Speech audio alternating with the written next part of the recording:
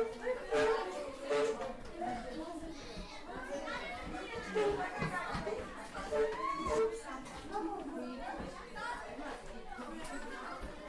right, everybody, please take a seat.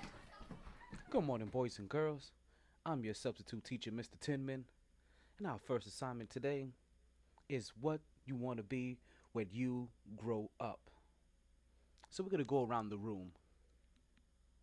You over there with the Afro Puffs. What do you want to be when you grow up? I'm thinking about a hairstylist or like a designer. Those are some pretty good professions. And you over there in the Marlins jersey. What do you want to be when you grow up? I want to be a baseball player. Oh, that's a pretty awesome profession as well. And you over there sitting there with the tiara. What would you like to be when you grow up? I want to be a DJ. Oh, that's a pretty crafty profession. And you, back there with the buzzsaw dreads. What would you like to be when you grow up? I want to be a motherfucking soldier. You better ask somebody.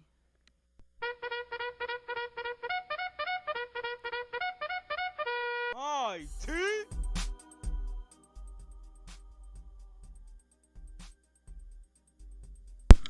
Good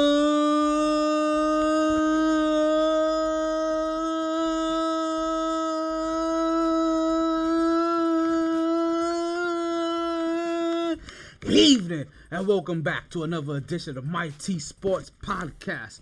I don't know if you know, but this is officially season 5 of the MyT Sports Podcast. So this is the brand new season, folks. It is August 29th. It is 11:51 at night. Apparently, I got a hurricane popping up. But you know what I say, regardless of the time. Take that. And regardless of the weather. Don't fuck with me, don't fuck with me,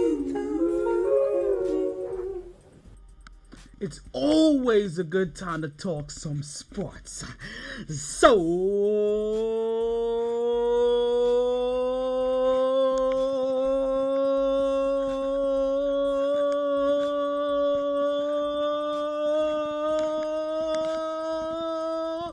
let's start talking. Woo! Back at it like a sports fanatic. Yeah, your boys in the back of the building. Whoa. Pause, time out. We're not even gonna do this. We ain't outside. Yeah, we got a new hairdo. The Brooklyn Buzzsaw is in the building. Yo! I don't even think you guys were ready for what was coming for the show today, because I'm barely ready for what's coming to the show. I want to thank everybody that's taking the time out to listen. I appreciate that.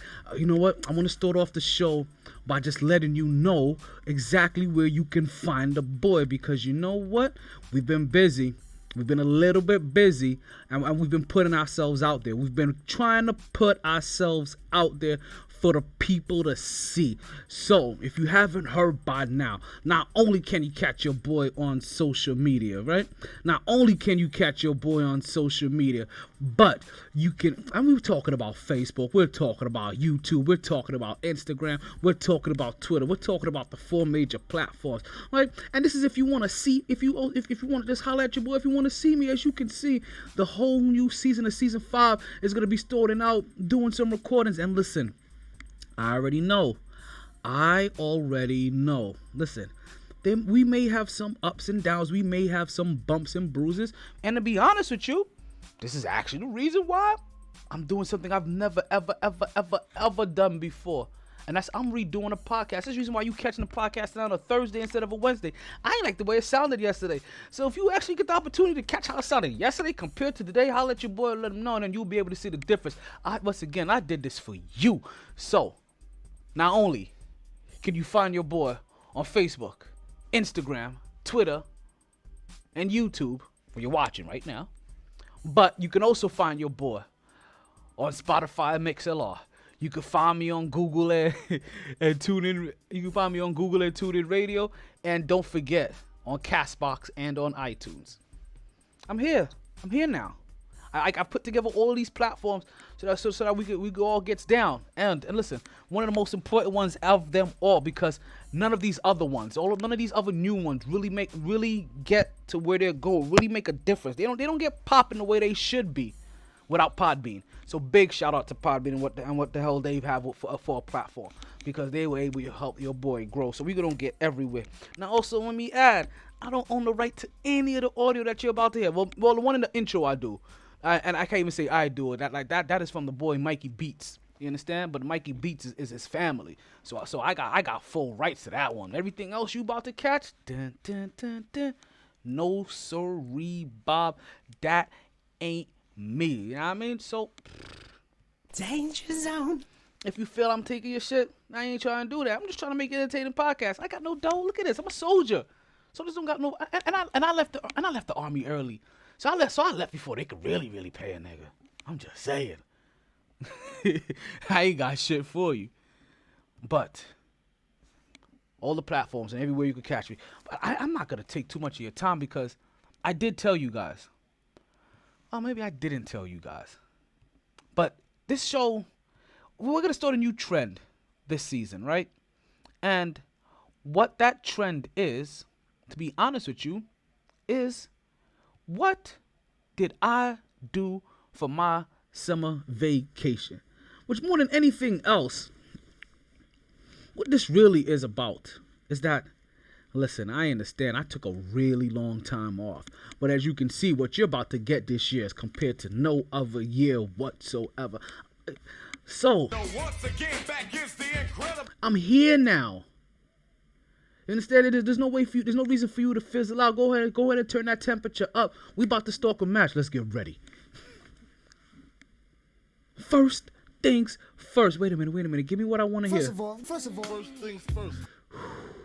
Week 1 alone, blockbuster moves are happening, and we're talking about all kinds of moves. And now there's some things that happen towards the end of the season, and I'm not even going to fully go into all of those, because there's some things I can't get into. But there's some other things that I can truly get into very, very briefly. And that is how your boy, Zion Williamson, made his debut in the Summer League. But I don't know what happened. And this is just how the summer started. Dear summer, I know you're going to miss me. I know we've been together like Nike is and Chris T's. Tim Bowes when the treetop sewed in. You understand? Beef and broccoli. Now we about to go in. Zion Williamson knees buckle underneath the pressure of whatever he was supposed to be in the Summer League. And I may not have said it before, but I'm going to say it now. And I'm going to say it for all of yous to fully hear and to fully grasp. Zion Williamson is Kenneth Fareed with better PR. And I'm telling you this right now on the MyT Sports Podcast. Listen, you can tweet it, you can blog about it. You can say, listen, the boy went crazy and he's dropping ridiculous takes. No, this is the way I feel. And listen, you can look at it however you want it, but you can catch it too. You understand? Like these takes are available for anybody. Zion Williamson is Kenneth Fareed with better PR. You show me one jump shot that Zion Williamson was ever made. Oh, I'm sorry. I saw the one jump shot he took in the preseason or in the Summer League, and that looked flatter than 5-year-old beer that has just been sitting out, and it looked that disgusting as well. So don't get it twisted. There is nothing whatsoever to me that you can tell me about Zion Williamson that doesn't automatically just scream because he's Kenneth Fareed with better PR. And listen. I understand. Listen, Linda. I get it. You're like, yo, T, you're talking reckless. Yo, T, you came back and the first day on the podcast, you're bugging, B. Maybe so. Or maybe I saw a guy that the only way that he can get his buckets was if when he was barreling down the lane and somebody gave him an easy dish. I'm sorry if I saw somebody that the only way that he can get his buckets is when he was getting offensive boards. I'm sorry if the only way I saw somebody getting their buckets is when they happened to wrestle the ball away from somebody that happened to be 60 pounds lighter than them. So, while I say that he is Kenneth Fareed with better PR, you understand, Kenneth Fareed with better PR can have this dude fly. Because as I once heard on the Dan Le Batard show, an eagle is just a vulture with better PR. So if we're calling Kenneth Fareed the vulture, and if we're calling Zion Williamson the eagle, that means he's going to have room to shine. He's going to have room to show off all of these dunks. And maybe one day, we slowly get to see him settle into a jump shot and start to become maybe like a Vince Carter kind of guy that can bang a shot and not just dunk. But listen, am I saying Zion Williamson is anywhere as skilled as Vince Carter? No. But when I think about guys that are really just known for their dunking and nothing really else, Vince Carter comes to mind first. But we know he can play D, and we know that he can bang threes. And we know that eventually throughout his years, he's eventually developed his game. Maybe it took 5-6 years. But he did. So, can Zion Williamson become an eagle in this vulture world that he is currently in? Yeah, it's a possibility. And ultimately, we're probably rooting for that. But for right now, Zion Williamson isn't there. And for everybody that calls him whatever he is, oh, he wasn't training, he have a sneaker deal, he ain't get a time to really practice. I get it. Say what you want. But you know what I saw? I saw somebody's knees that buckled under pressure. Sorry, B. So then he bangs his knee, and literally his knee buckled underneath the pressure because he banged knees, or he twisted his knee, whatever. And then he sits down the rest of the summer league, and all we saw from Zion Williamson was 11 points, a block. His getting his shot blocked a couple of times by Kevin Knox, him ripping the ball once away from Kevin Knox, and him dunking the ball a couple of times and making it to the line. That's what we saw. You show me what part of that wasn't very Kenneth Fareed-ish. Because to me, it still kind of seemed that way. But I'm crazy, right? Like I'm bugging here. Like I'm the one that's going crazy. Yo! I guess I'm the one that's off my rocker. So I guess y'all gotta really think I'm crazy when I tell you that based off of the moves that are happening in the NBA, based off of the moves that are happening into the NBA, there's a team right now that has concocted their team, that has composed their team for the most part. And I don't know if there's a team in the NBA that can beat them. And ironically, it's still in the same state it's in the same state that for the team that we've been saying this for already the last 3 years. But oh my God, I found you finally. You make me wanna say oh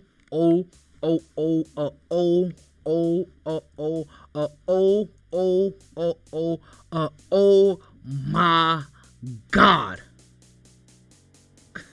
You guys don't even understand that there was a team that popped up in LA that they put together two people.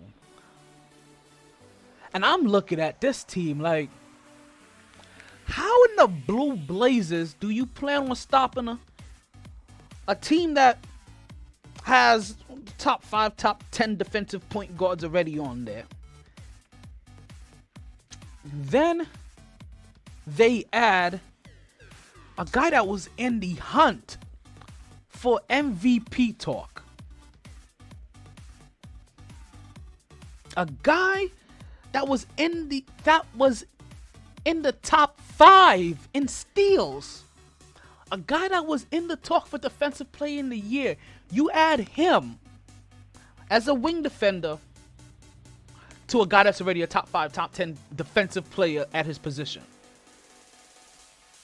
Right? And calling him top 10 is a true understatement. It's me really playing it safe. Because I could easily say he's top 5 defensively, and you not even think a thing about it. But you double down afterwards, and you add not only another guy that was in the talk for MVP, not only another guy that was in the talk for Defensive Player in the Year, not only another guy that was also in the top 5 in steals and defensive efficiency, and you put them all on one team, and that team is the Clippers. We're talking Patrick Beverley gets joined by Paul George, PG-13. Shout out to the big homie. What's going on, B? Gervais said, what's up? All day, really, it's love. And you add the guy that actually won MVP. Well, in the finals, that is. Because he won the NBA championship. So you're talking about two of the best two-way players here in Paul George and Kawhi Leonard. And then you add another guy that is no slouch when it at least comes to making an open three-point shot. And I'm pretty sure he's going to be in the gym really working on getting that open shot a little bit more. Because he's going to be seeing more open shots than he's probably ever seen in his whole goddamn life. So you add Patrick Beverley with Kawhi Leonard, with Paul George, and what do you come out with? It's a team that I honestly believe is going to win the NBA championship. You can book that. I'm sorry, that's my word. I'm bonding that with everything I got. Cheers. I got to take a sip on that one. It's going to block my face. Yeah, this takes away from too much of this mug over here. You know what I mean? So, woo. I'm Jamaican, so you know what I'm sipping on. So Paul George and Kawhi Leonard now join the LA Lakers. So join the LA Clippers. And I'm telling you right now, I didn't save the best for last. I'm not going to build up anything. I'm giving you the best team that I believe in the NBA first. And this wasn't even one of the most exciting moves. That's the crazy thing about it. This is just going to be the most efficient. Because you add these two guys along with Doc Rivers. And now you're talking about the coach that probably LeBron has always wanted. And not for nothing. LeBron James also wanted Kawhi Leonard and PG-13. But I'm so glad that these are two guys that wholeheartedly believe in their heart that they want to carve their own path and not be in the shadow and become LeBron James's bitch like Chris Bosh and Kevin Love and Kyrie Irving and the rest of these guys of the world. Dwayne Wade was already the man. Don't get it twisted. That's Wade County. But while Wade County sat up there at his throne, he had a night, a trusty night, going out there and slaying all of the beast for him. Yeah, see? You always think that I can't twist this another way. You're wrong! I could always put another twist on it. Yeah, this was Wade County. D. Wade sat on top of that throne. And what did he do? He sent out his Sir Lancelot to go slay all the beast. While he just kept on racking in the riches. And it doesn't matter what happens down here. You know who's beloved down here? Wade County. You know who ain't? Sir Lancelot James. Just when you thought I couldn't get any more. What's the right word? MyT. Yeah, that's the one. I came back with something you guys wasn't even expecting. But let's get this out of the way because I'm going to do a lot of finger pointing in a minute. And I don't want to accidentally knock over my cup. That's a thing I don't want to have to deal with. So let me talk to you guys for half a second. I'm going to tell you, there's going to be a lot of teams I'm going to mention. And I'm telling you, there's going to be a lot of exciting things I say about them. Just know, it doesn't matter what I say about them. I don't think there's any of them that is better than the combination of the team that is going on in LA right now, branded the Clippers. And we're talking about there were some major moves. I'm talking about there were some major moves going on. Because, like I said, Paul George and Kawhi Leonard going to the LA Clippers wasn't just the biggest story out there. I mean, like I said, to me, I believe it's the biggest story out there. But there were a lot more bigger moves. There were a lot more exciting moves. There were a lot more moves that you were like, yo, I'm kind of glad that this happened, because we get an opportunity to see if these boys can actually function together and win one. And one of those groups was going to be LeBron James getting Anthony Davis to come over there. But then those two guys being joined by Boogie Cousins. And now I'm looking at it like, whoa. Well, I think from point guard to small forward, Patrick Beverley, Paul George, and Kawhi Leonard may be the most locked down and unstoppable force from those positions on down. You show me LeBron James at small forward, the Brow at power forward, and Boogie Cousins at center, and I'm like, that's a lot of beef to stay in front of consistently, because Paul George ain't guarding Boogie or AD when it matters all game. Kawhi Leonard ain't guarding Boogie or AD all game when it matters. And guess what? Patrick Beverley ain't guarding LeBron James all game or when it matters. So there's going to be some mismatches somewhere. Now, granted, can Kawhi Leonard handle LeBron James? Well, we've already seen it. So what we're going to hope is that can Kawhi Leonard handle LeBron James? We've already seen it. What we hope is that can Paul George, so bright, can Paul George take on Kawhi? Can Paul George take on probably Anthony Davis with a little bit of help? See, those are the things we're going to worry about. But the difference there is Coach Doc Rivers.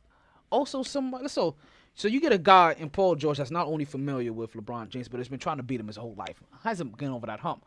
But then you got a guy like Kawhi Leonard that has beaten LeBron James at his best. And also a coach in Doc Rivers that has beaten LeBron James at his best. I just want to see what happens in LA for 4 games. You understand? What happens in Cali for 16 games, I'm going to be interested to see. What are you talking about? Cali for 16 games. I'm talking about the 4 games they're going to play against the Lakers. The 4 games they're going to play against the Clippers. The Kings. And the four games they're going to play against the Golden State Warriors. So 12. I want to see it all. Because the odd man out. Listen, you know how much I love me some Devin Booker in Phoenix. But, man, we got to have to hope that he gets sharpened really quick with what's going on there. Because he is going to... Listen, if Devin Booker was over there complaining about being double teamed in the offseason, he ain't gonna have to be worried about being double teamed when he play the Clippers. Some players are gonna play him so straight up. He's gonna be like, yo, I can't believe these guys did this to me, and I didn't get double teamed. If you know what I'm saying. So Boogie Cousins goes to LA, and everything starts to look okay until that one frightful day where Boogie Cousins tears his MCL. That thing goes popping. Next thing you know, he's in the back of the shop trying to get his leg worked on after his boy did him a favor just to get him in the op. Boogie Cousins. I shouldn't say I have never felt so sorry for another player. Because there's one other player I do feel sorry for more than I feel sorry for Boogie Cousins. But I feel really bad for Boogie Cousins because you have to understand that until he got signed with the LA Lakers, rumors was that he wasn't even going to get a job. You understand? Like, he went from being that you were going to have to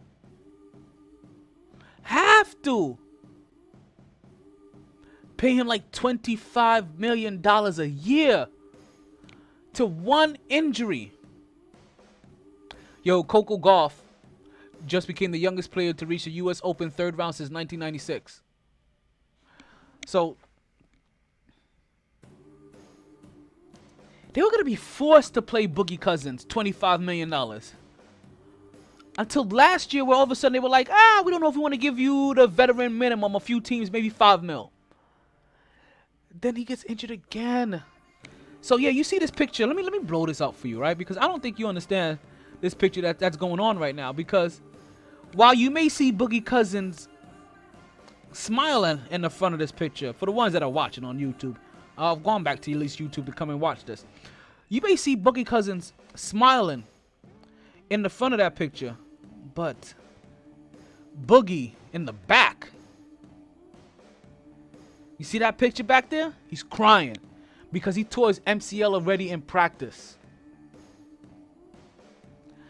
And he's already going to be sitting out for now the majority of the season. And the same thing that we heard about Boogie Cousins last year with the LA Lake with the Golden State Warriors is going to be the same thing that we're going to have to hear about now with the LA Lakers. And he already had a hard enough time getting onto the Lakers. You understand? It wasn't like last year where at least there was a few teams that wanted him. Nobody wanted him this year. Nobody wanted Boogie this year. That's the reason why him getting to the Lakers was so important for him. Why he was busting his ass so much. I feel sorry for what's going on with Boogie right now. Because Boogie is not going to have a job in the NBA if he doesn't do something this year with the LA Lakers. You understand? I wholeheartedly believe that LeBron James pulled the strings to get him on that team, to try to get him into a winning environment, to try to get him to a place where people felt like they can trust him again. I don't know if Boogie Cousins is ever gonna get to the place where we can trust him again. At this point, I'm just hoping we get to the place where we still think that Boogie is at least worth a roster spot. Because we do know that there's some players that, as we know, that even though they can ball, they may not get a roster spot. But that's a different rumor for another time. Just like we're still in week 1 of my summer vacation. Just like in week 1, 95 home runs, lost the home run derby. But you know where the big winners were at? You know where the really big winners were at? There were some really big winners over. There were some really, really big winners over the summer. And out of everybody in the summer, I don't think there's any bigger winner than the United States women's national soccer team. Yes, the women's national soccer team, I believe, are the biggest winners of the whole entire summer because they once again dominated the World Cup. And you understand, there was a round early on where I believe they put up 13 goals. And they were being criticized for it. And I'm looking at them and I'm listening to the criticism like, this is just really hating. Because you also play a game and in a system where also every point matters. So, granted, not just the win matters, but every point matters. And if every point is going to matter, why wouldn't you take that opportunity to try to put up every single point that you possibly can against somebody? Because let's just say you have a bad game and you don't get a chance to put up points. Like sometimes, it's soccer. You don't always get a chance to put up points in soccer. So if you get that opportunity, you're looking at it like, yo, I want to put up some points because this point system matters. This point system could mean the difference between us winning gold and us winning silver. So yeah, go get your points because there are points to be got. So you know how we do this here on the Mighty Sports Podcast. Big up. To the United States women's national soccer team for winning the World Cup. To the women's soccer national team for bringing home the gold. To the women's soccer national team for dropping 13 points on whatever teams that was had. Because you know what? When you're the losing team when you're a losing team on the other end of a 13-point blowout, nobody cares who you are. So to the women's national soccer team for making another team irrelevant. Big up to the women's soccer national team for making every team in the World Cup irrelevant and showing why that they deserve to get paid. And also for them putting themselves in a position and taking a stand this year to get that cachet and that moolah, baby. Yeah, folks, you know it. The women's soccer national team, not only did they win the gold medal, not only did they blow out the World Cup, not only did they put up 13 goals on another team, not only have they been probably the most dominant team that we have witnessed ever. This includes the Patriots and everybody else that you want to throw in there. Not only did they do all of that, but they also put themselves in a position to make sure that they can get paid more because they realize that they have not been paid fairly. And I'm going to want to mark this one. Somebody mark this one for me. We're going to do this 31 minutes and 30 seconds into the podcast, right? I am about to give you this take again because if it hasn't been heard before, we're going to make sure this is heard again on the very first show of season 5 of the podcast. Listen to your boy. Every single time this topic comes up, I get a little upset because every time this topic comes up, the big wigs and the big heads of the talking stations, they all come out and they all start spitting the same rhetoric. Yeah, we think that, these women should get paid more. And they should deserve more money. And they should get paid this. And they do deserve that. And there is no reason why they should be playing overseas and all of these other obscure places when they should be getting paid properly by the sports product, a vehicle they are currently representing. Now listen, we're not even just talking about the women's soccer national team because we already know how corrupt that whole Olympic scenario and environment has been. So let's not even act like us saying that they deserve more money is shell shock because we know that there's definitely more money to be got and given. But we're not just talking about there. We're also talking about in the WNBA. We're talking about women's soccer locally. We're talking about in women's tennis. We're talking about in women's golf. We're talking about women's wrestling. We're talking about women's football. We're talking about women's hockey. We're talking about women's lacrosse. We're talking about women's volleyball. We're talking about it all. I'm not playing with you guys. You understand? So when I sit back and I keep hearing all of these bigwigs sit back here and talk, and they're on the station that can make change, that change needs to happen, and you're on the station that needs to make change, and I don't know how nobody has come to you with the proper proposal to tell you of how you need to monetize this, and who cares if you take an L for a little bit? You're the ones that's out there saying like, yo, these ladies need to get paid. Be part of the movement that gets them paid. The slight L that you take early, you'll make up tenfold in the long run for being the pioneers. But nah, ESPN, they're going right to the edge, and then they are not taking the leap. And what is the leap?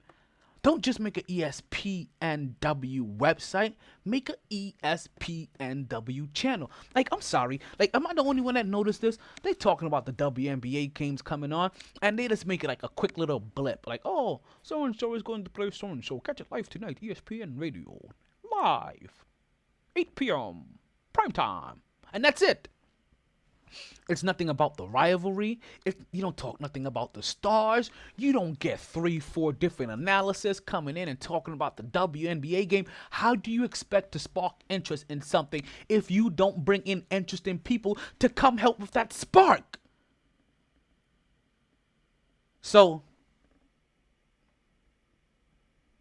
I don't fully understand what ESPN is truly doing, because if they really wanted to, every single program that they've ever reserved on the regular ESPN network that is women related,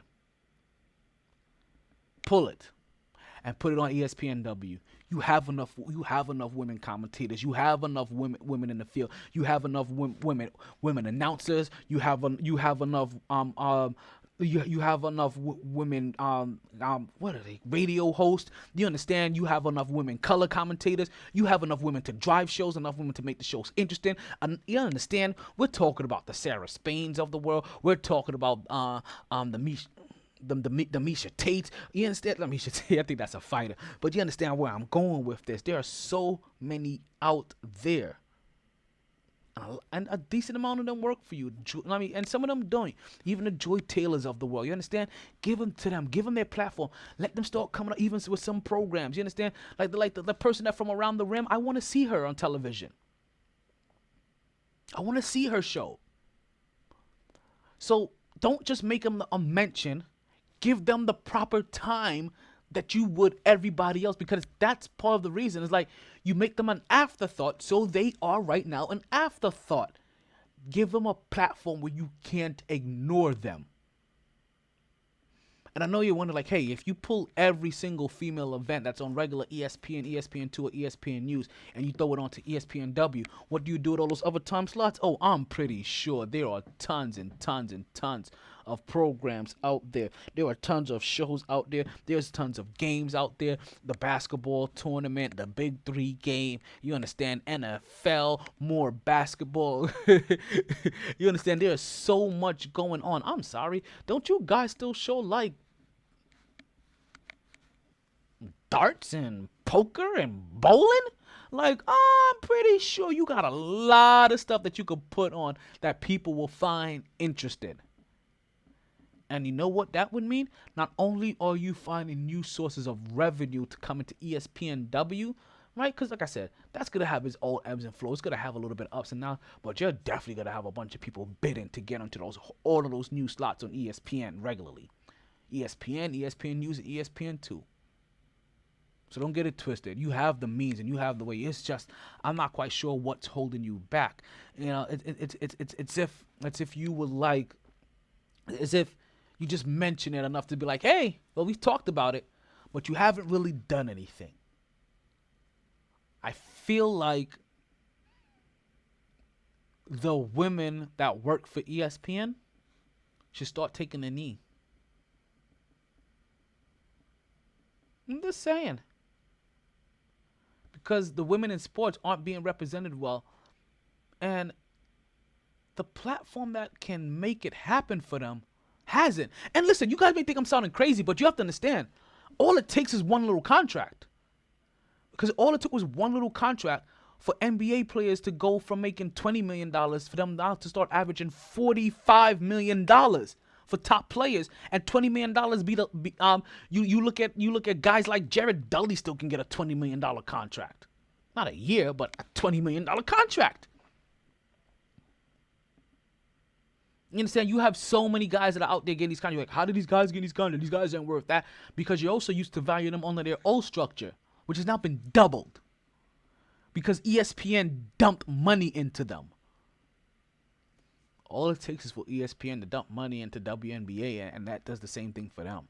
All it does is take ESPN to help dump money into the WTA, and it does the same thing for them. Wow, I don't think women's tennis really needs any more spotlight because they get tons of it. Because when the stars there shine, they get shown. Because they're individual athletes showing individual greatness. But for some odd reason, we don't give these women the same thing. Because also, you guys don't talk about them the same way.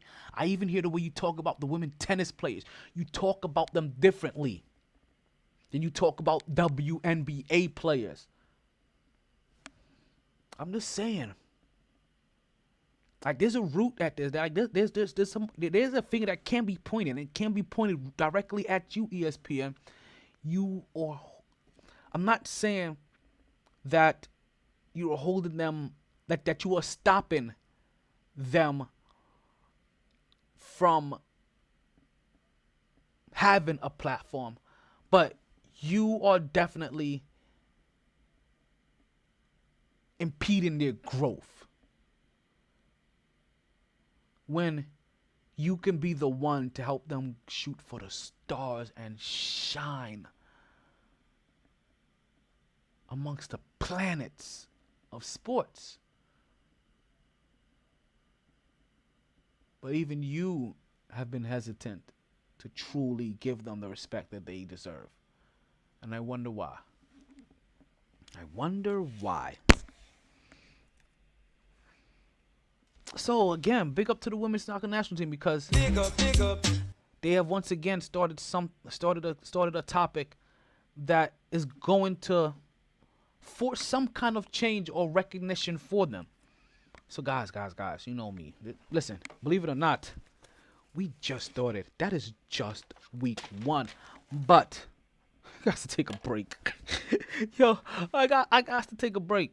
So we're gonna take a little quick break. When we come back, we're going to talk a little bit more about the rest of these moves around the league. Because you know what?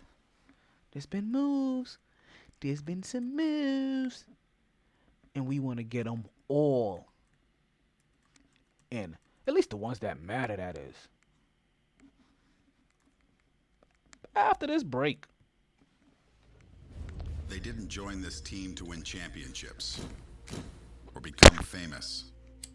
They joined because there is important work to be done, and only some able to do it. They are brighter, better educated, led, and equipped than any team in history. They are doctors, lawyers, engineers, technologists, and combat troops, all prepared for whatever comes their way. You'll find them where the lights don't flash, and the only contract they sign is with themselves and their country. One day, they may be asked what they did to make a difference in this world. And they can respond, I became a soldier.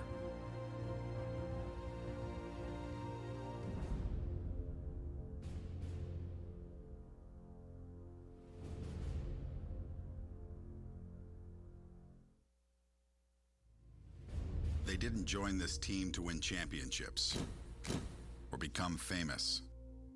They joined because there is important work to be done, and only some able to do it.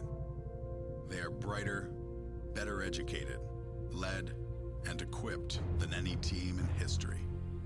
They are doctors, lawyers, engineers, technologists, and combat troops, all prepared for whatever comes their way. You'll find them where the lights don't flash, and the only contract they sign is with themselves and their country. One day, they may be asked what they did to make a difference in this world. And they can respond, I became a soldier.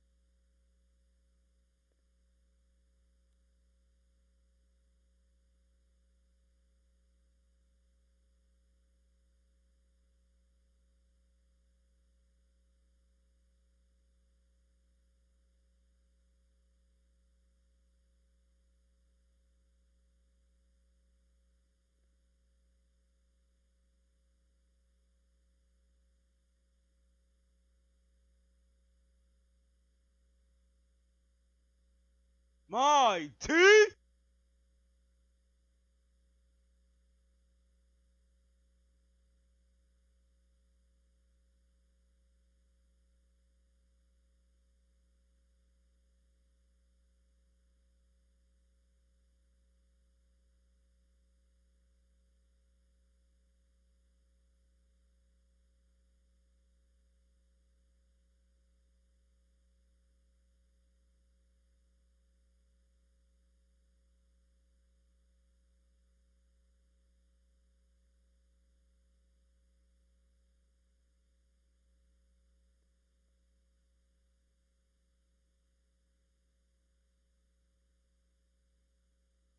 Smoke weed every day.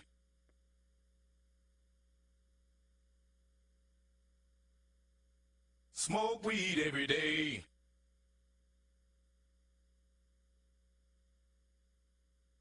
Dig up, dig up, dig up, dig up, dig up, dig up, dig up, dig up, dig up, dig up.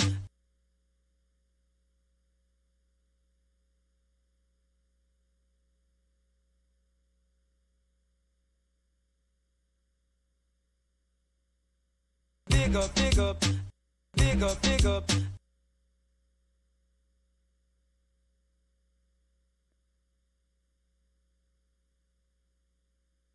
Dig up, dig up. Dig up, dig up. Dig up, dig up. Dig up, dig up.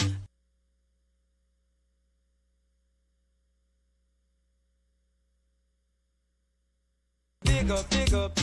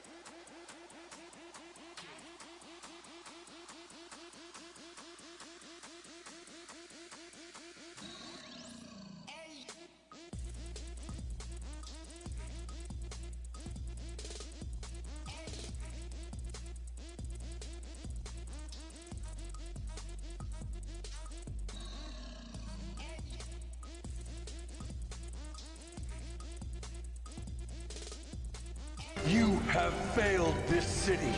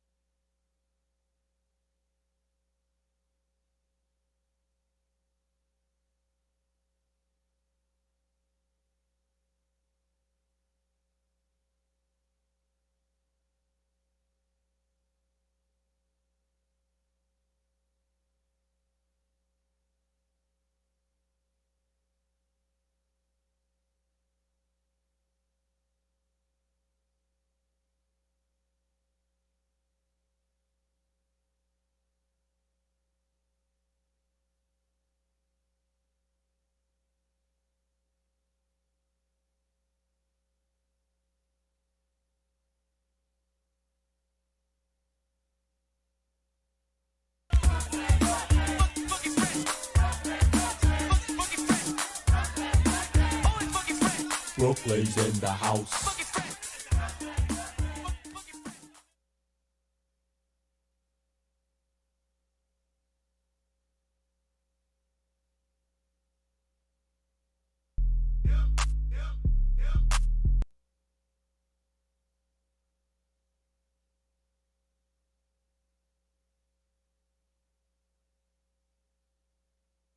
Fun guy.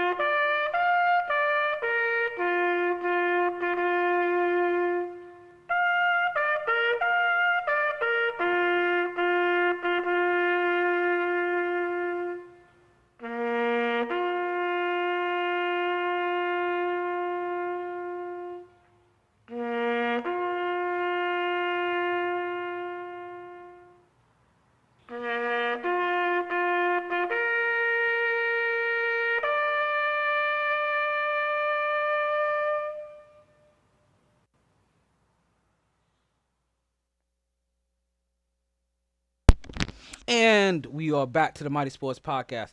Thank you guys for listening. And the ebbs and flows that we are going through while making this podcast today, I am just now realizing that whole second segment leading up to the death of Pernell Whitaker, you guys didn't even hear, didn't even catch. I'm going to have to do some editing later on tonight. I am not a fan of it. I'm going to have to take out a whole segment out of the show. So, listen, I'm not going to fail you guys and not still give you what happened there. It's just going to go in a slightly different order. So, I do want to take the time to talk about Sweet Pea Pernell Whitaker. And because Pernell Whitaker happened to be one of those fighters that, like I said, before I went to the break, like I said, you didn't even hear. He is one of those fighters that you have had to have watched fight. He is one of those fighters that you would have had to see do his thing. Because to watch him do his thing was to realize that you were probably watching not only one of the greatest fighters at that time, but if you ever thought that Money Mayweather was considered elusive,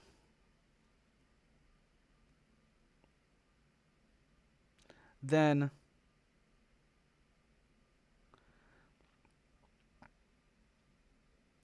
you have never seen Pernell Whitaker do his Thug Dizzle. Because Pernell Whitaker's elusiveness, I believe, wholeheartedly rivaled whatever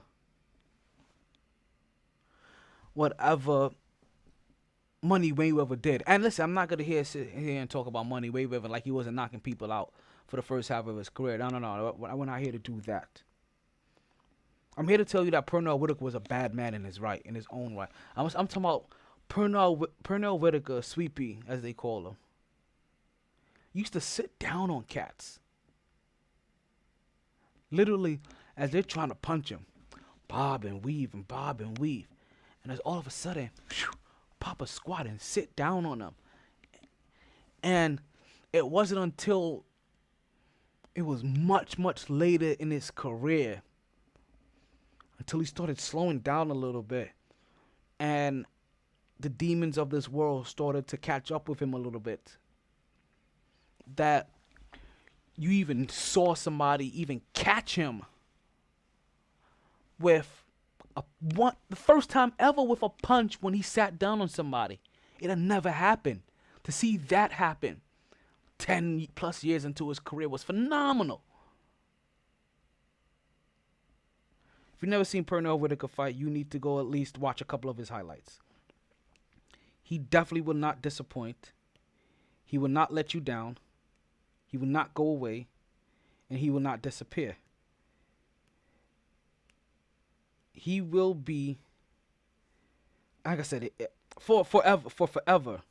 For people that have watched him fight, he will be the guy that put it this way. We got Money Mayweather.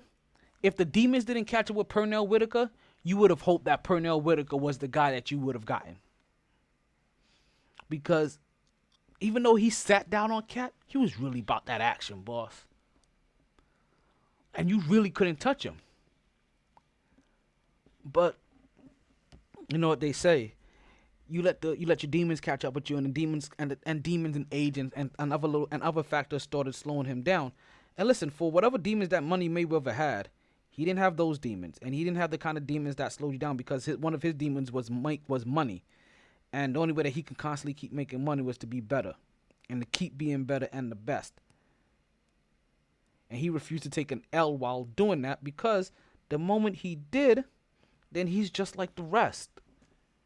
He's just like the Pernell Whitakers and Durans and all these other guys that had really, really good careers with only like a few losses. Nah, he wanted to go out undefeated. Now, like I said, we're gonna backtrack. We're gonna backtrack really, really, really, really quick. And I do apologize. It's only because, listen, we can't spend the time here that I really want to again. Because, once again, just don't have that kind of time. But I am proud to see that my boy, and I know why we're still talking about my summer vacation, because right now we're just in week 2, and we were about to get ready to cross into week 3, but we had to backtrack just a little bit because I realized you guys didn't catch that whole second set of the show. Like I said, there's gonna be a lot of experimenting going on. Like, there's gonna be some timing issues that I may have until I get into the swing of things for this new season. But don't worry, it's all gonna be for the best. It's all gonna be for the better. And just like my boy Lance Stevenson, he's about to win a ring, because I don't know if you heard about it, but my boy Lance Stevenson is officially on his way to China. He's being joined by Jeremy Lin, and we're throwing Jeremy Lin in there because it's out of it is 100% out of order to mention Jeremy Lin here, but nobody cares. The story is all about Lance Stevenson and the fact that he is not only was in a Shazam commercial, which I just found out, even though it was I saw it over the summer. The Shazam show had already came out. Like I said, that's in April sometime. But he was out there playing the ukulele, and I'm telling you right now that Lance Stevenson is about to go to China, and he's about to help a whole entire Chinese nation. He's about to have a whole entire Asian nation playing that ukulele, and also helping his team win a championship. And one of the things I ultimately wished for the best when it comes to Lance Stevenson is that I hope he takes this as serious as somebody trying to make it into the NBA or win a championship into the NBA, because we have shown that if you go overseas and you ball, because you are highly talented, and not only are you highly talented, but you can also put on a show. So, but the fact that if you are highly talented and you can ball out there, that you can win, and we've learned from at least 2 guys, and that is Stephon Marbury and Jimmy Fredette, that you can go over there and ball your ass off, win, and become a megastar. You can become a phenom, not a star, not a superstar, but a phenom. And in case you're wondering, like, yo, where's all of this coming from? Because I also wholeheartedly believe that if Lance Stevenson was to be on any team that is in LA that is a contender, whether it was the Lakers or the Clippers right now, that they'll win a championship. Right now, I wish that Lance Stevenson would be on the LA Clippers, because I believe that's where he needs to be, because I believe that he is the piece that they require to help take them over the hump and help them win a championship. Like, that is facts. I wholeheartedly wish that for him. But right now he's in China. And if you're wondering, why is Lance Stevenson getting all of this play and all of this burn and all of this from me? Well, if you haven't realized one thing whatsoever, is that Lance Stevenson hails from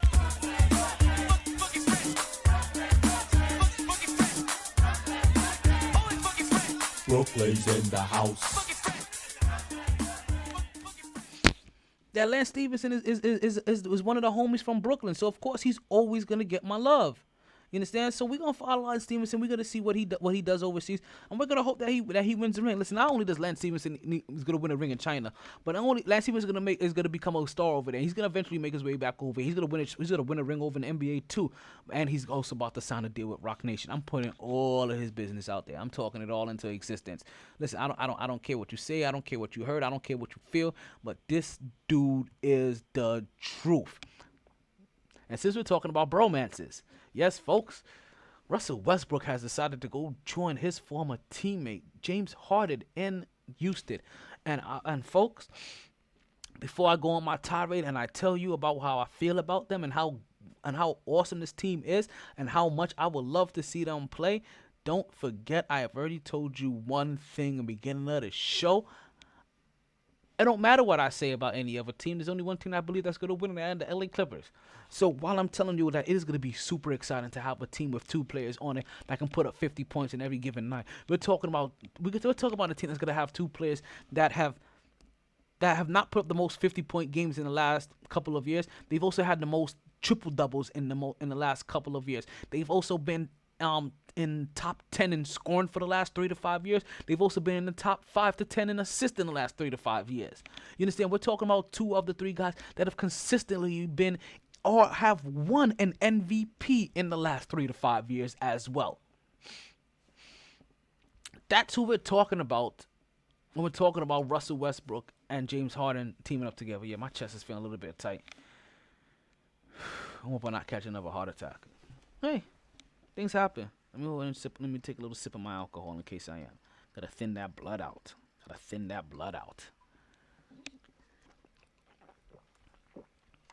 So, while I wholeheartedly believe that the LA Clippers may be the number one team that's going to win a championship, I wholeheartedly believe that the Houston Rockets may be the most interesting or entertaining team this year, because they are going to have probably two of the most exciting and explosive players on their roster, and that is going to make the difference. Like, that makes them hella bad. Now, as we continue and we decide to roll on, right, we are now making our way into week 3 of my summer vacation. And what happened in week 3 of my summer vacation? Oh, I kept on watching basketball all the way in week 3. We're talking about like around the birthday time being. Yeah, I'm talking around the birthday time being. I was still able to catch my basketball, and that is because, you know what, there were some ladies out there that was hollering at your boy. Wait, what am I talking about? No, not literally, you knucklehead. There were ladies out there that were playing the game of basketball. Yes, folks, the WNBA is still in full effect, and their season is going on right now as we speak. My chest really hurts. Fuck. And we see right now how the teams are breaking down. Team Deladon versus Team Wilson. And if I'm not quite sure like how many of you guys end up really watching the WNBA, but there are a few household names here. Ella Deladon, oh my god, Ella Deladon is the most sexiest of these household names. Now, granted, there are a couple of other ones that are coming up in the NBA, and listen, we want to see them all. But listen, there are a few. Like Tina Charles, Knicks player that puts up damn near a triple-double every single game. She's on Team Deladon. We got Courtney Vandersloot. If you don't know who Vandersloot is, she is another person that is big and dominant. We got Nika Ngumake. Now listen, Nika Ngumake, the reason why I consider her a household name, because you should have seen her on First Take. You should have seen her on ESPN. You should have seen her on Jalen and Jacoby by now. So she is wholeheartedly a household name at this point in time. Jonquil Jones, Brittany Griner, all household names in the WNBA. This was a game. And on Team Wilson, I'm not gonna lie, Team Wilson, I had a little bit of, I had a harder time kind of find names that I truly recognize in Team Wilson. But that doesn't mean that there wasn't names that I didn't recognize, like Sylvia Fowles, you understand, Natasha Howard, and also let's not again forget about Chelsea Gray. Like, see all of these household names that are out there today. Like, these are the future and the people of the WNBA that we need to be that we need to be watching. Now, the only thing about the WNBA, and maybe I missed it, and if I did, wow, like imagine me missing it after I've been putting out all of this talk about how these women aren't getting enough respect. Wait, what did Brittany Griner do? Well, Brittany Griner puts up 21 points and 4 blocks. She ties Lauren Jackson and Lisa Leslie for the most 20-point game for most games 20 in NBA history with 20 points and 4 blocks. So there we go. Brittany Griner, who we was just talking about on Team Deladon. She just made history today as she tied Lauren Jackson and Lisa Leslie for the most games, which is 20 right now, in WNBA history with 20 points and 4 blocks. And also, the Mercury have also clinched a final spot in the WNBA. Oh yeah, we will continue to talk about the WNBA as the NBA podcast continues to go on, because you know their championship is going to be coming up soon, and we're going to talk about that a little bit more than we talk about the NFL. Maybe not, but it sounds cute. So this was the lineup that we have, and those are the lineups that we have Brittany Griner, Jewel Lloyd, Jonquil Jones, Kiera Nurse, Christy Fowler, Dewana Bona, Nika Mgumake, Courtney Vandersloot, Tina Charles, and Alicia Thomas. And that was just on Team Della Don. And then also on Team Jones, we had Chelsea Gray, Kayla McBride, Lisa Cambridge, Natasha Howard, that's another household name, Sylvia Foyd, Diamond DeShields, Allie Quigley, Napisha Collier, Erica Wheeler, Candice Dupree. Oh, Candice Dupree, I almost missed you. Candice Dupree and Odyssey Sims. So we want to give them, as we do on the show, Big up. all of them for making it to the making it to the All-Star game. And if you don't know how the All-Star game concept is worked out, it's the same way that they work it into the WNBA. They have the fans vote for the starters, and then everybody else gets to vote for, all the coaches and such gets to go ahead and vote for that bench. So yeah, not for nothing, that starting lineup that you see is a popularity contest. Della Don, Liz Cambridge, who I said was a thing, but Liz Cambridge, Chelsea Gray, Brittany Griner, Natasha Howard, AJ Wilson. Oh, I almost missed her. Oh, what am I saying? She's the captain. Jonquil Jones, Jewel Lloyd, Kayla McBride. Tons of them. Tons and tons and tons of them. Sorry, I almost missed you, Kia Nurse. But those are the household names of it. And then you get the Sylvia Fowles and the Nika Mgumake and the Courtney Vandersloot, sorry. And the Candice Duprees and the Tina Charles. That's when you start to get all these other regular household names. And Tina Charles is a former champion. Let's not get that twisted. So that roster fills out, and we move forward from there. Because, actually, and I'm just talking about the lineup. Because one of the things that I was actually shocked to not see, and I was looking for, but I don't know if maybe I just missed it. Oh, shoot. Erica Angumbali becomes just the second rookie to have 35 points, 5+ rebounds, and 5+ assists in a WNBA game, joining only Candace Parker. Where was Mrs. Parker? Did she already retire? I don't know. So,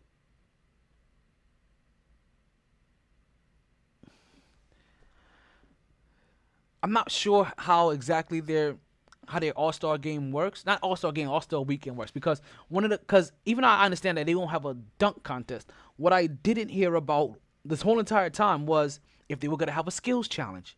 If they were going to have a 3-point contest. Like, I would like to see that. If they were to have, like what the WNBA has, and bring on these 3-on-3 legend games. You know what I mean? Like, show me something. Besides just the All-Star game. Can we make an event out of, and this is what I'm talking about. If the event isn't there, or if the event is there, then I'm not hearing about it. Like, it's so easy to find everything everywhere else about the NBA. Yet, like, I have to pull teeth to get the WNBA, even with the WNBA in their app. Like, I can't get the WNBA app here on like Amazon and Hulu and stuff like that. I gotta use the web browser. Like, come on, B. Come on, B. And we're still in week 3. But you know what? We already know that these are the best of the women out there. And eventually, all of these women, as they're also in the talks of a collective bargain agreement, that they will eventually get their money and they will get their cachet. The same way that Mike Thomas for the New Orleans Saints ended up getting his cachet and getting his money. He signed a very lucrative $5 million. Oh, we're about to make him sound like he's in the NBA. But 5-year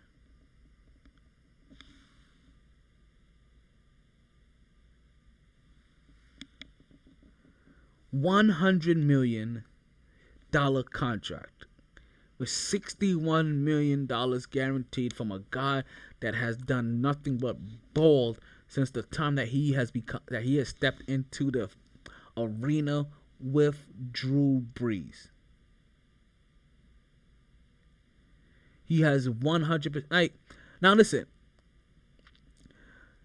Eventually, like him and the guy in it from the Texans, Hopkins, I believe his name is, they'll eventually start getting the respect, the true respect and the name recognition that we talk about the Julio Jones with and the Odell Beckhams and the Antonio Browns, because these guys put in that kind of necessary work. It's just that you know about them, but I don't believe that they are talked about enough, and that's not gonna take too much longer, especially if these guys keep producing at the clip that they are currently producing at.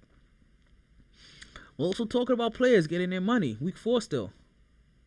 Trey Burke decides to go. Trey Burke, former Knick, decides to not sign with the 76ers. As remember, I told you that there were a ton of moves that went down in the NBA. A ton of moves. And one of those moves involved Trey Burke going to the 76ers, and also the 76ers losing a very key player. And I don't know if I want to talk about that key player now, because before I even talk about them,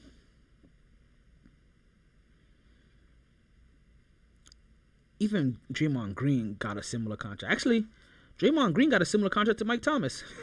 Draymond Green got a 4-year, $100 million contract instead of a 5-year, 100% guaranteed, because that's the NBA. So we really see that there's not that much. Well, nothing. I shouldn't say that's not that much difference, because we're talking about Draymond Green. Draymond Green isn't the best power forward in the league, but I want to say he's one of the most valuable. And while Mike Thomas ain't the best wide receiver in the league, you can say he's the most valuable. One of the most valuables, and hey, as not considered the best, but one of the most valuables, I see comparable money. Maybe not in years. Like Mike Thomas should have found a way to get a 4-year deal, but hey, he'll take 5 years. And most likely, we already know how this usually plays out. Majority of that guaranteed money is good. He'll probably get within the first 3 years of that contract. Hold on, hold up, wait. Am I having connection issues? Nope. Okay, good. We're still live. Just on ODS. Not sure what's going on there. All right. Okay. We're still running. So we see Draymond Green and Mike Thomas making comparable money. And we see guys like Trey Burke still in the NBA being picked up by teams, even after he came out the NBA for a little bit and now he's back. But you see him now being picked up by a team. And we talked earlier in the show about Boogie Cousins getting a chance, right? And I wholeheartedly believe that the reason that Boogie Cousins got a chance is probably because of LeBron James. That LeBron James pulled the one favor that he had, and he said, you know what? I want to get Boogie Cousins on the team. And I'm pretty sure that after a while, if Boogie Cousins didn't get injured, he probably would have done the same thing for one of his boys. But as it currently stands right now, Carmelo Anthony is not on an NBA team. As it currently stands right now, Carmelo Anthony is still basically sounding like R. Kelly out there, where he's trying to plead for his basketball life, trying to get onto a team. You guys talking about my livelihood out here.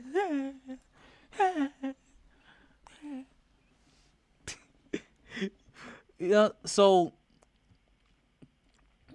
when that happens, when you play with a guy's livelihood, when you play with a guy's livelihood, you know, Carmelo Anthony finally came out and he opens up finally. And Carmelo Anthony talked the good talk, and he said all the right stuff that he needed to say. But I'm gonna tell you right now, I don't believe it. I don't believe a goddamn word of it. At least not the part where he talks all good and fine and dandy about D'Antoni. He takes a lot of blame that I did this to myself. While he may have done some of this stuff to himself, now he was set up by D'Antoni. They put this man on a 10-day contract. He put a guy on a 10-day contract that was already willing to come off the bench, that was willing to do whatever it took to try to help that Houston team win that now got James Harden and Russell Westbrook. He tried his darndest to try to help that team, and they cut him like it was nothing. And now all of a sudden we can't get Carmelo Anthony on any team. You understand? We got Trey Burke making it to a team. Boogie Cousins is getting LeBron James is using up his last favor on Boogie Cousins, and now he can't get Carmelo Anthony on the team because Boogie Cousins went down injured. I want to see Carmelo Anthony make it onto a team. What team do I want to see him make it to? The LA Clippers. Yeah. Again, I want to see Carmelo Anthony win. Not for nothing. I feel about Carmelo Anthony the same way I feel about Lance Stevenson.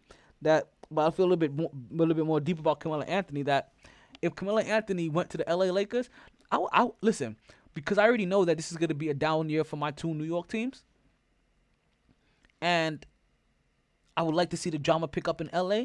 Or I'll be rooting for the LA Lakers if they picked up Carmelo Anthony. I'll buy a Carmelo Anthony jersey, Lakers jersey if they picked him up. You understand? I think there's lots of people out there that would buy a Carmelo Anthony Lakers jersey if they knew that Carmelo Anthony was gonna be there. Like understand? I believe that Carmelo Anthony, if he went to the Lakers, that his jersey will probably be one of the top 5 selling jerseys in the league. Because everybody would realize that this will be the last time that you can get a Carmelo Anthony jersey, and a Carmelo Anthony Lakers jersey is just going to say a completely different story than anything has ever said. But he's wholeheartedly getting blackballed by D'Antoni and the rest of this league. Because like I said, Jared Dudley makes it onto a team, and yet Carmelo Anthony is over here sounding like R. Kelly, begging these people to give him a job. Like I said, Carmelo Anthony hasn't even been as injured as Boogie Cousins, where you have to figure like, yo, Boogie Cousins really doesn't quite fit for what we want to do, and we know we want to pay him. Like Carmelo Anthony, oh God, my knee's trying to pop. Carmelo Anthony wholeheartedly fits what you're trying to do, and that is win games, make buckets, make 3-point shots, beat people on the dribbles, get to the line, get contact, and score. Carmelo Anthony has probably had like one minor surgery in his whole entire career, and he put that off so he could help represent the city and the NBA when the All-Star game was going to New York. And yet, nobody wants to give him a shot. I find that a little disrespectful and a little despicable, because Carmelo Anthony has really done everything in his power. Now, listen, he may say that, listen, I made a couple of mistakes here and I made a few mistakes there, and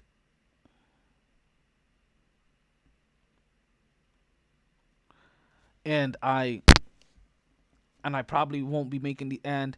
I shouldn't have done this, and I shouldn't have done, and I should have went with LeBron James, and I should have. Like, nah, pimpin', you did what you were supposed to do, and also the competitor in you said it all yourself. You were a dog, and you was a killer, and you was trying to kill out there. And I'm sorry, lions don't run with their prey, and that's what you was trying to do. Now, granted, you didn't come out on top, but you had your own pride. You had your own pride. Now, granted, your pride is probably what didn't help you win a championship, but who cares about that now? We're talking about right now, and right now, we need Carmelo Anthony to be on a team so that he can get a ring, so that I can feel satisfied with this dude's career. Listen, we already know. We've already spoke about this. We already know Carmelo Anthony's going to go down in the Basketball Hall of Fame. I would just like him to see him do that with some kind of hardware on his fingers. Now, Carmelo Anthony, listen, if Carmelo Anthony actually even still wanted to play ball, he actually could go play in the Big Three. But Carmelo Anthony playing in the Big Three at this point of his career, I think is still kind of an insult, because if Carmelo Anthony makes it to the Big Three, I think he's once again put Carmelo Anthony and Lance Stevenson on a Big Three team together and see if they don't win a championship. Carmelo Anthony wanted to go overseas. I think he could go overseas and win a championship as well too. Listen, I believe any one of these cats could go overseas and win a championship. Like every single last one of them, except for Nah, even James Harden could probably make it overseas and win a championship.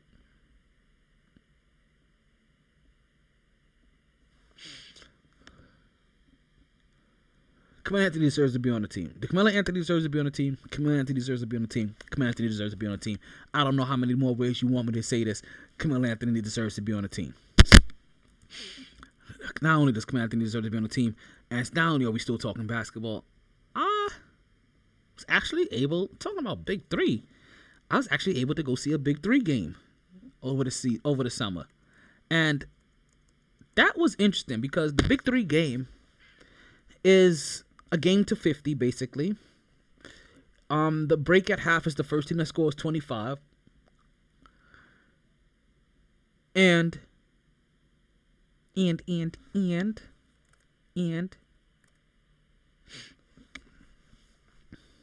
they have 3 games. So it's 3-on-3. There's 3 games. Best of 50. The games are interesting. They work at a decent pace. And the reason I say best, and the reason I point out the 25 and the 50, because I don't believe that's the way it was when it first started. When it first started, if I'm not mistaken, it was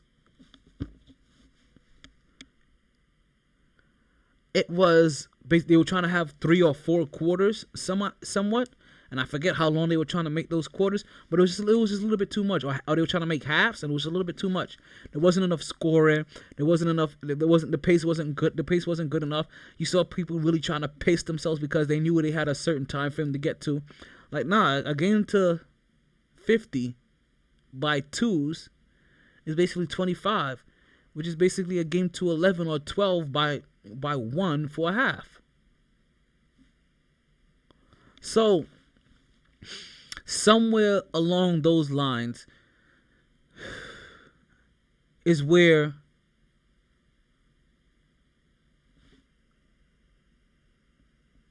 the Big Three pops up, and they hit, and they have their games. Now the game was interesting. I got rewarded, by the big bro for the birthday. And we took our way down to AAA, Miami Arena. And one of the ultimate things that also made the experience really good for me too was you saw a lot of legends. Charles Oakley. I got to see Charles Oakley. I got to see Dr. J for the first time in public or in person. And Dr. J is probably one of my idols. I got my 2019 2K play is built off of him. Michael Rappaport, Ice Cube. I want to say Kevin Hart was maybe there, but somebody was also there in all white. It wasn't Pitbull.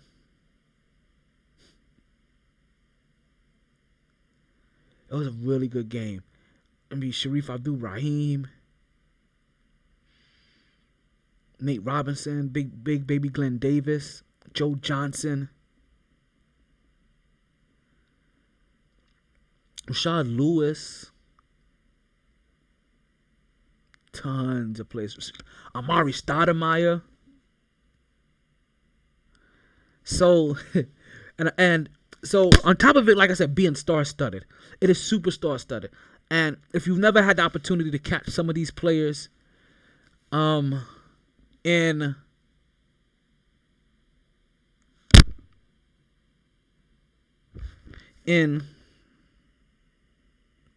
person before, then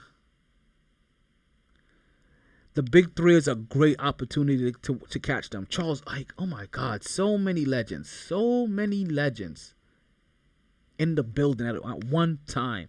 So many people in basketball that you would have recognized or look up to at one time. It just makes it so incredible. I got to see Dr. J live. The image of him is forever burnt into my memory. And the bad thing about it doesn't matter how old he looks. I still see him with the black hair, with the 2 wristbands. He was so super fly. But there was a couple of things that really made the Big Three interesting. Not only just the pace and the fact that he was going to have 3 games on that day, but I had somebody to root against. As we also saw Mario Chalmers and Gary Payton and Gary Payton, another player I never had a chance to see play in person. You know, but I still didn't get a chance to see him play, but I got a chance to see him a while ago. So I had a bunch of people that I was able to root against. They had a lot of former Miami Heat players that had won a championship out there, and I was able to root against all of them. Like guys like Mario Chalmers, I already mentioned him. But also, on the other side, I had a lot of players to root for, as I had a couple of former Knicks players on one team in Nate Robinson and Stoudemire. And listen, when you're watching the Big Three, there's gonna be something that you're gonna realize, that some of these people can probably still play into the NBA, and then also some of these people you should see why they're not. You see why they're not in the WNBA, why they're not in the NBA anymore. Stoudemire happened to be one of them. He couldn't get past Big Baby Glenn Davis. If you can't do good over Big Baby Glenn Davis, then you're not ready for what's in this NBA right now. Not even in a 5-minute role. I'm sorry. You trying to get them Vince Carter checks, where somebody's like, yo, I'm gonna give you $3 million here, I'm gonna drop you with $2 million here, I'm gonna give you a little piece of bread here, a little piece of bread there. It ain't working, B. I'm not quite feeling or understanding what Stoudemire trying to come back into the NBA, which he said over the summer, but then I watched him in the Big Three, I'm like, nah, it's not doing it.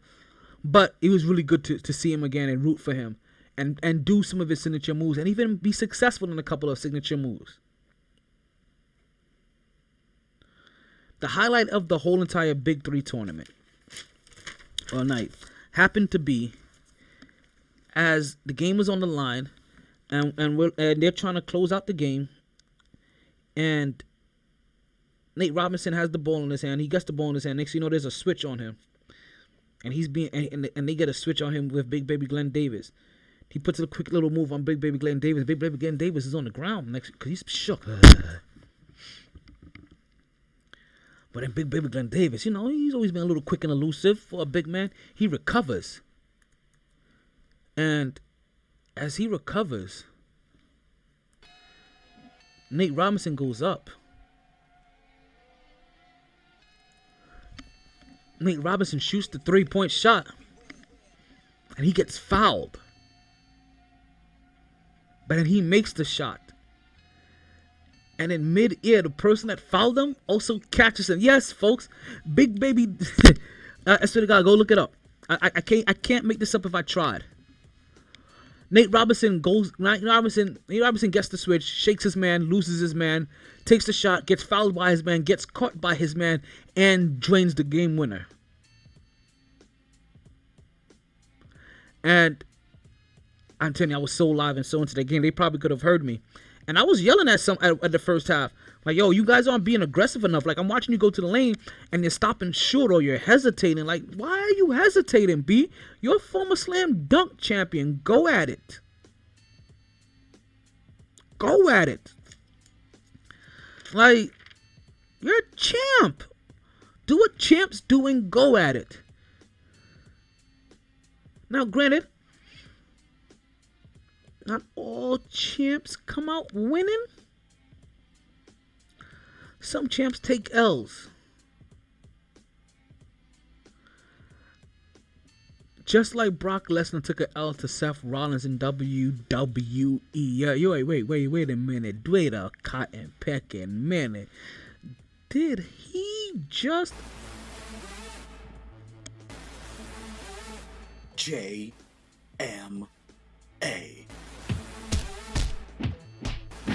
I finished fight pick. Nah, I mean, yeah, I switched it over to fighting. I finished it over to fighting because, listen, there's champions everywhere, and champions get bodied everywhere. And if I would have told you the way that Seth Rollins was bodied before he came into that fight, the way that Brock Lesnar took a chair to his backside time after time after time after time again, you would not have believed me when I told you that there was going to be a way for Seth Rollins to pull out that victory, but nonetheless, he found a way to do it, and kudos to him.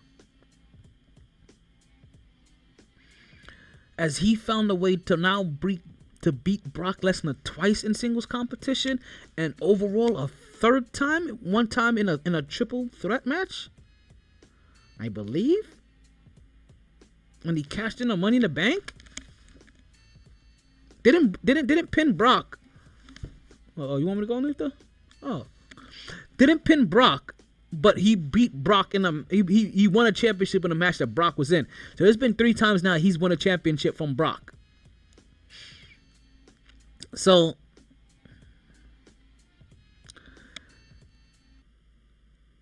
Seth Rollins ends up beating Brock Lesnar, and it was a hell of a match.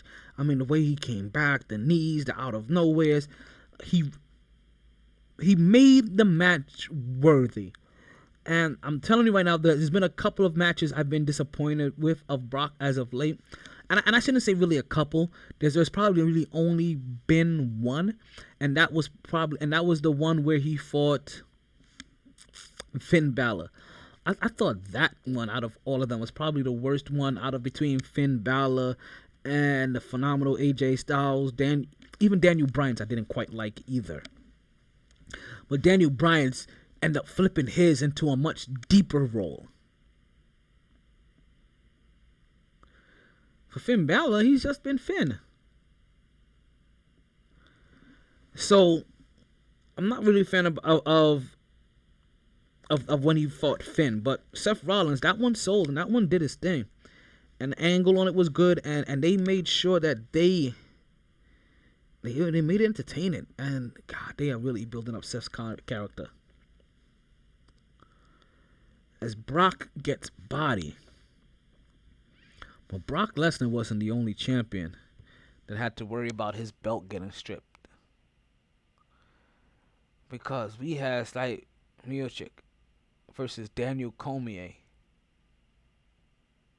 And this is one of those fights that, again, we kind of like you thought how Brock Lesnar probably would have dominated Seth Rollins. There was a part that really thought that this was going to be a dominant match coming from one of the champs. Cormier at that. As we've seen him be dominant in fights, and his domination always looks very boring to me, because eventually, like what he does, like there's a random eye poke because of how he waves his hands in your way. So there's always some random eye poke, or he eventually gets you down, and he just kind of like traps your arm, lays on you. It's a lazy looking ground and pound where it's just like I'm just dumping my weight on you, and just slowly just pounding on you and pounding on you and pounding on you and pounding on you and pounding on you and pounding on you and pounding on you and pounding on you and pounding on you and pounding on you and pounding on you and pounding on you and pounding on you and pounding on you and pounding on you. You understand? So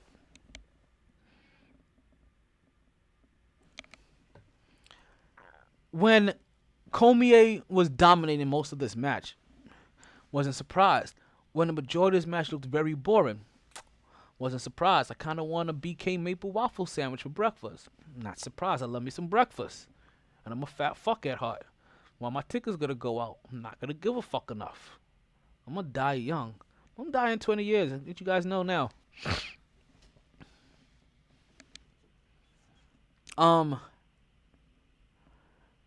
Cormier looked like he was going to come away with a win. And then Cormier started getting bodied. More specifically, he started catching body blows. And they popped like...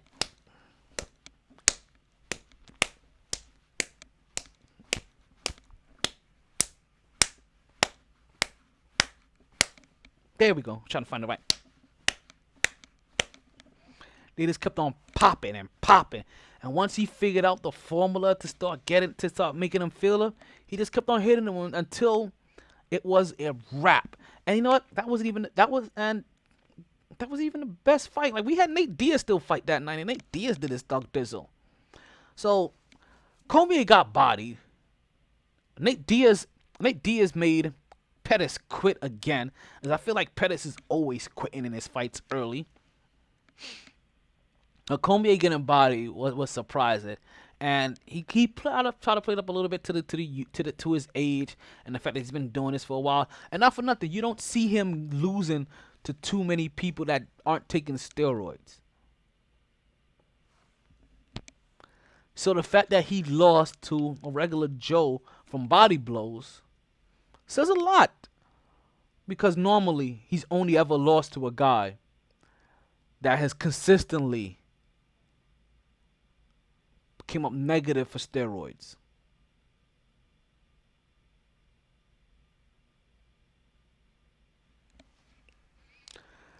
I'm not even gonna go too much into that topic because that person doesn't get a lot of burn on this platform here. Cormier, body, telephones, camera, panda. I know you're thinking like, yo, what is wrong with you, T? Like you sound like you're a head case right now. You sound like you sound like you know who I sound like? I sound like Antonio Brown. Wait, what? Yes. Because Antonio Brown is out here in the NFL having head issues.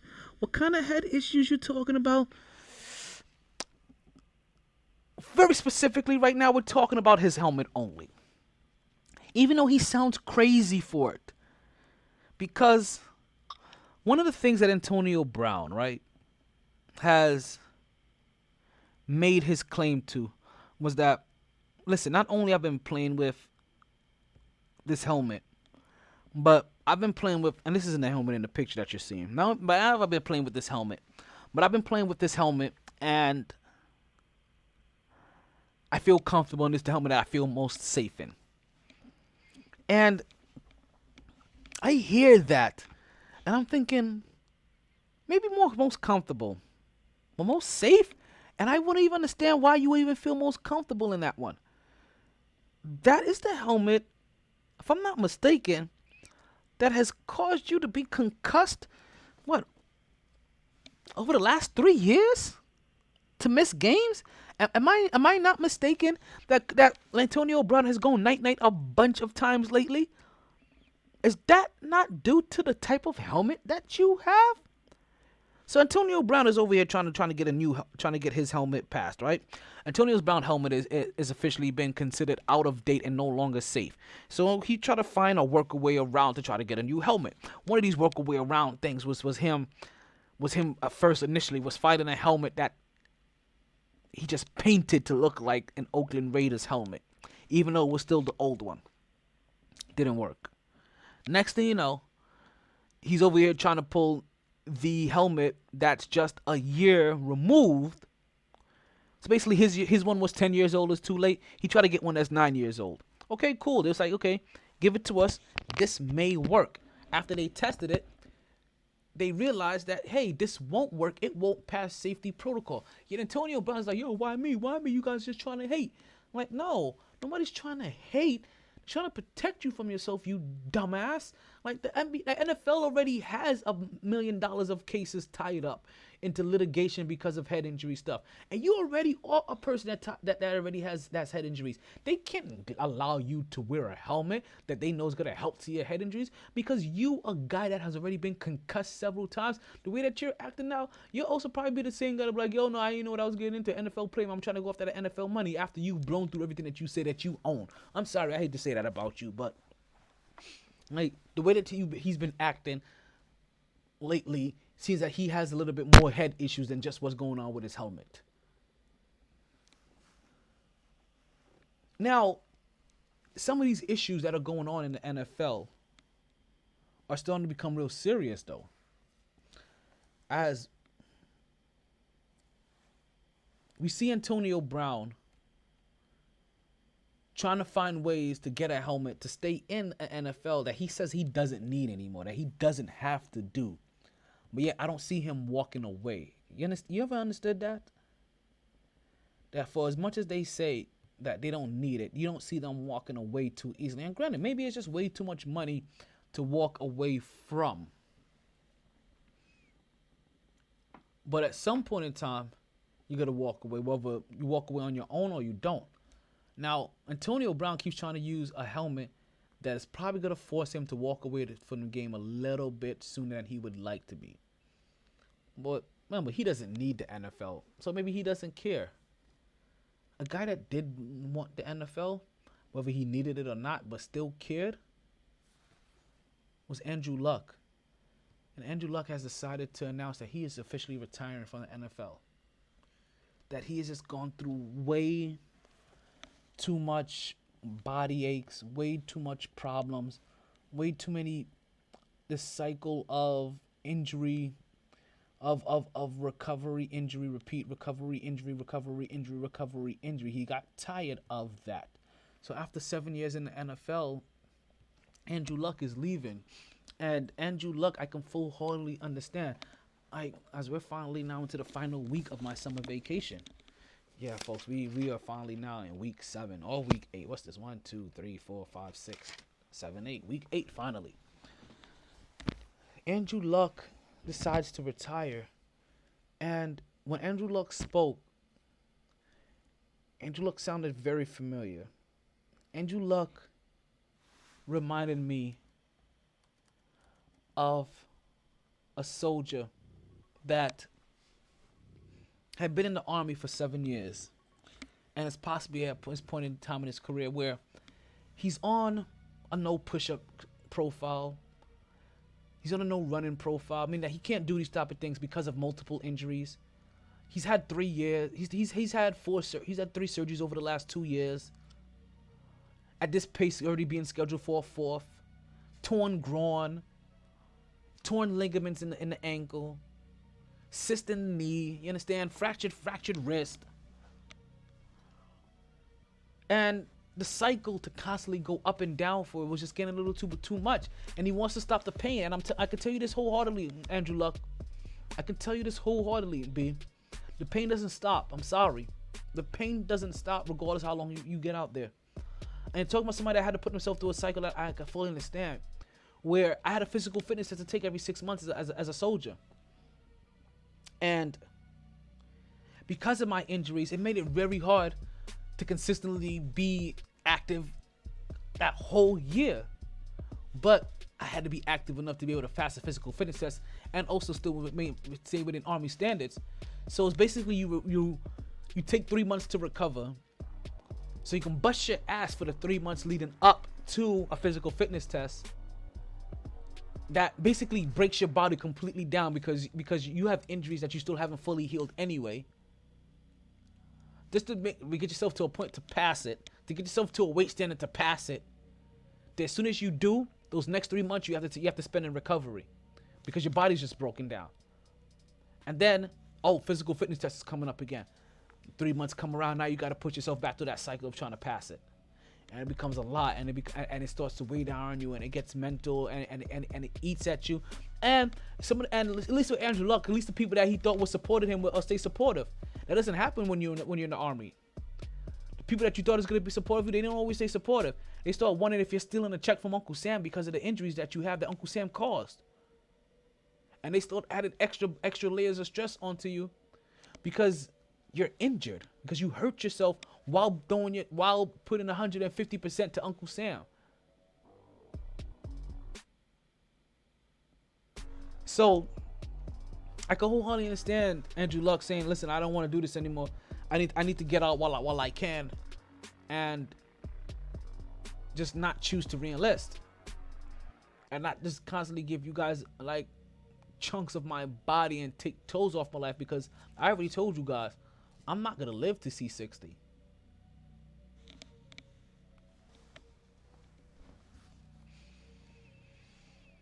So Andrew's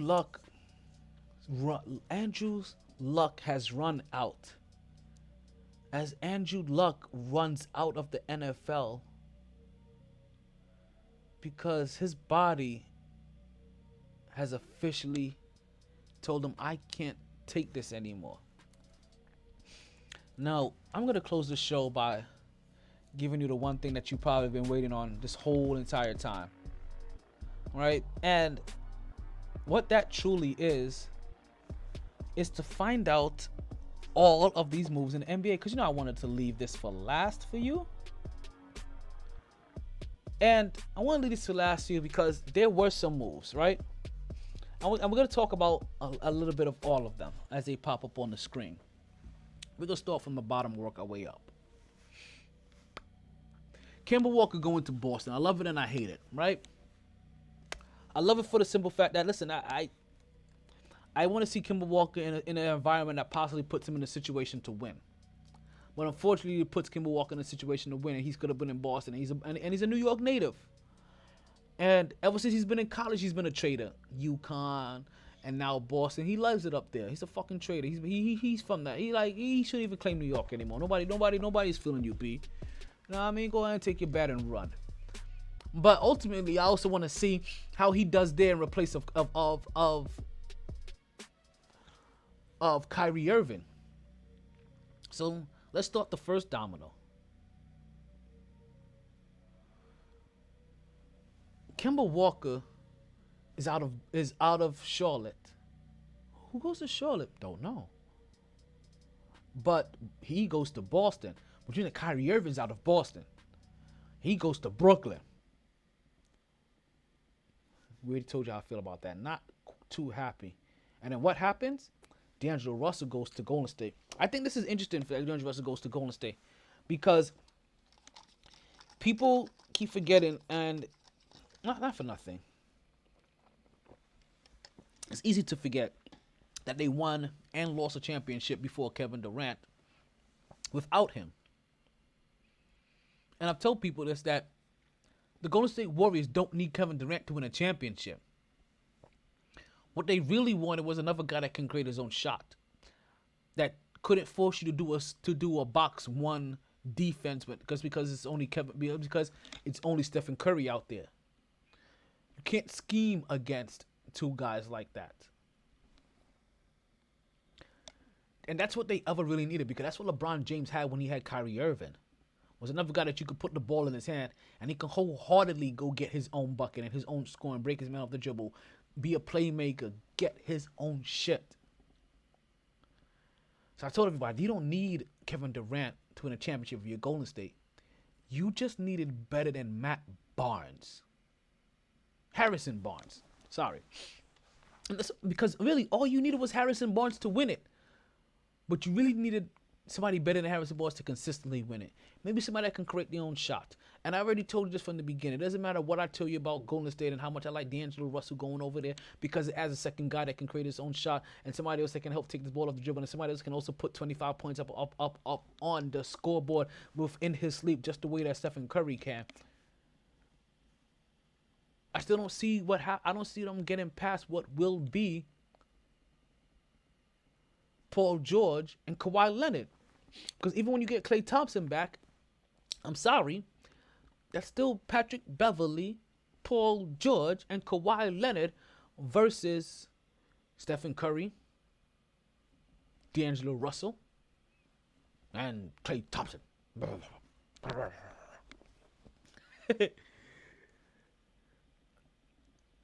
So I'm not really seeing the love there the way that anybody else. But like I said, things are getting interesting in the NBA. Doesn't mean that people are going to win. And people keep wanting a way to try to figure out, hey, all this parity, I understand.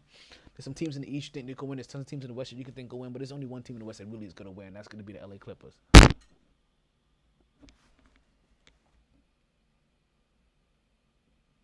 The feel-good stories, Jimmy Butler goes to Miami. Not quite sure what that does for Miami. Derrick Rose goes over to Detroit, and we don't know if he's going to be taking over the starting position or if he's going to be coming off the bench. But we do know that Reggie Jackson may not be that answer. And if that's the case, listen, Derrick Rose may be getting his second shot at being a starting point guard in this league. Or third shot or fifth shot, however many damn chances he's gotten. And now it takes us to the tippity. Oh, my people, sing it, daddy. Sing it, daddy. Yeah. We get Kyrie Irving joining. Or Kevin Durant joining Kyrie Irving. As Kyrie Irving really did the bitch move. and he went to go in and signed somebody's way. His boy knew that he didn't have no choice to go to because he was injured. And he also heard all of the heat that he was gonna take, that he was gonna get in the Knicks if he played there. Well, listen, I'm gonna tell you this real simple, B. Like you two there in Brooklyn, you may get a pass this first year. You may get a pass this first year, Kyrie, but you guys won't be getting a pass next year. You guys will not be getting a pass next year when it comes to winning a championship. You guys better win a championship next year. You, Karis LeVert, all them guys. Even next year or the year after that, there needs to be a championship that comes out of this. There is no way that you don't win a ring. And then after that, listen, Brooklyn will love you forever and ever and ever and ever. And they'll go hard for you, and they'll defend you to the tooth and nail. And I'm telling you right now, there's no other bigger army of psychos that you want behind you than them buzzsaw people from Brooklyn. Yo! I'm not going to go too much into how I feel about Kyrie Irving being there and leading that team for a year. Let's just hope that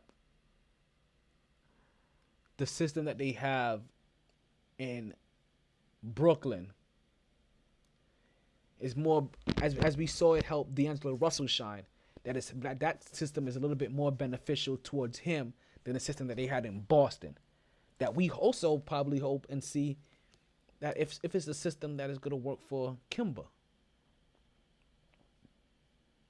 Because they're all in new places.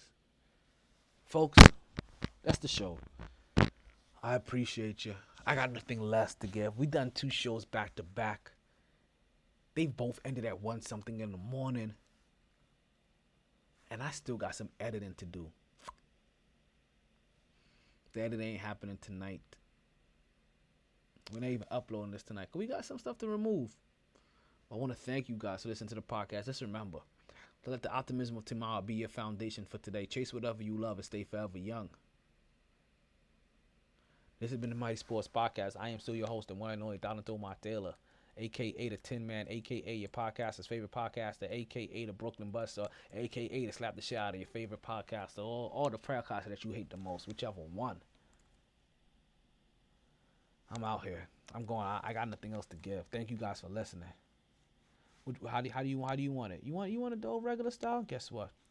That's just how we like it. That's how it is. Until now, to the year 3000, bitches. You can't eat. You can't sleep. You can't do nothing without them talking about us. Thank you. And I'm out of here. Sorry, boys. All the stitches in the world can't sew me together again. Lay down, lay down. Always knew I'd make a stop there. But a lot later than a whole gang of people thought. Last call for drinks. Bars closing down. Sun's out. Where we going for breakfast? Don't want to go far. Rough night. Tired, baby. Tired. MyT.